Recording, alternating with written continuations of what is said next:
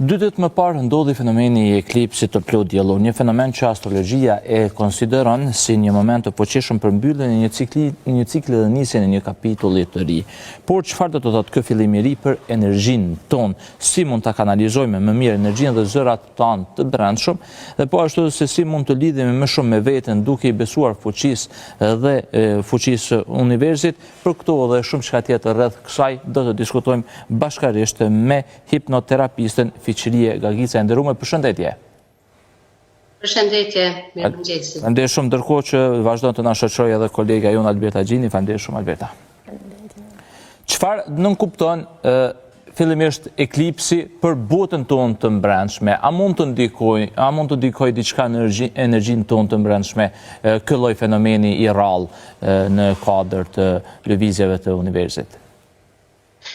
Ky fenomen i eklipsit mes hënës dhe tokës është thjesht një fenomen natyror.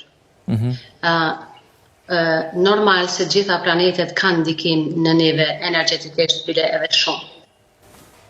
E keni vërejt ndoshta kur hëna është